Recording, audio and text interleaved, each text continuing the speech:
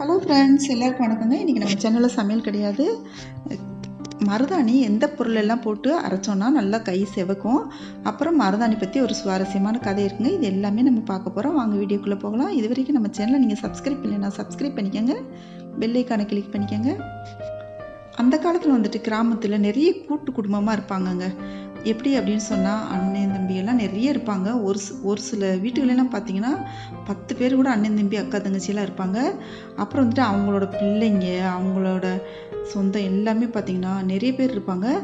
அப்போ சொந்தத்துக்குள்ளேயே கல்யாணம் பண்ணிக்குவாங்க. அத்தை பிள்ளைங்க, மாமா பிள்ளைங்க, அக்கா பிள்ளைங்க, இப்படி சொந்தத்துக்குள்ளேயே கல்யாணம் பண்ணிக்குவாங்க. அதனால வந்துட்டு ஒரு கிராமம்னு எடுத்துக்கிட்டிங்கன்னா அந்த கிராமம் மொத்தமே சொந்தக்காரங்களாக தாங்க இருப்பாங்க. இது வந்துட்டு நீங்கள் 80s பிறந்தவங்களா இருந்தாலும் சரி, அதுக்கு முன்னாடி பிறந்தவங்களா இருந்தாலும் சரி, இது எல்லாமே தெரிஞ்சிருக்கும். அப்படி இல்லை அப்படின்னு சொன்னால் நீங்கள் வந்துட்டு உங்கள் அம்மா அப்பா கிட்ட கேட்டு தெரிஞ்சுக்கோங்க.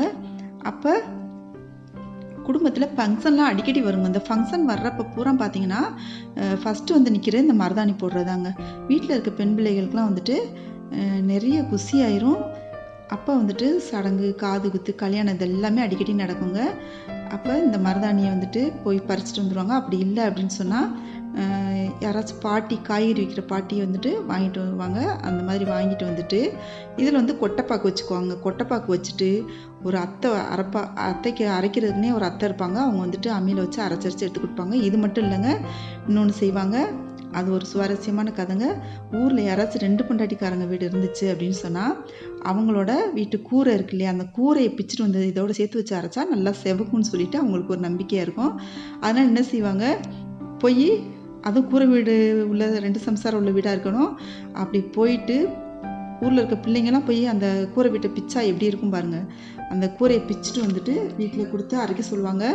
அப்படியெல்லாம் வந்துட்டு சுவாரஸ்யமான கதையெல்லாம் நடந்திருக்கு இந்த மருதாணிக்காக. பார்த்தீங்கன்னா நிஜமாகவே கை எல்லாமே நல்லா செவந்திருக்குங்க.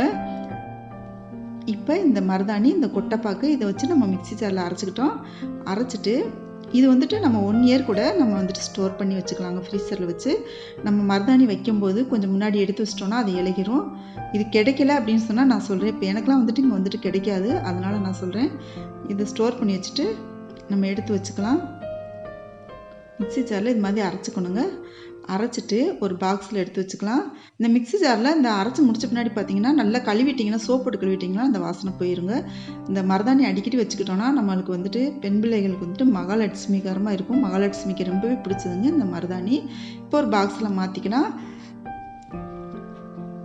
இந்த மருதாணி ரெடி ஆகிடுச்சு பாருங்கள். இப்படியே நம்ம வந்துட்டு நம்மளுக்கு வேணுன்ற டிசைனில் வச்சுக்க வேண்டியதான். அப்புறம் வந்துட்டு இந்த வீடியோ உங்களுக்கு பிடிச்சிருந்துச்சுன்னா நம்ம சேனல் இது வரைக்கும் சப்ஸ்கிரைப் பண்ணலைன்னா சப்ஸ்கிரைப் பண்ணிக்கோங்க, பெல் ஐக்கானை கிளிக் பண்ணிக்கோங்க, ஃப்ரெண்ட்ஸுக்கு ஷேர் பண்ணுங்கள், லைக் பண்ணுங்கள், கமெண்ட் பண்ணுங்கள். இந்த கொஞ்சம் தாங்க நான் அந்த பாக்ஸில் மாத்திரத்தோடு தொட்டேன், லைட்டாகவே பிடிச்சிருக்கு பாருங்கள். தேங்க்யூ.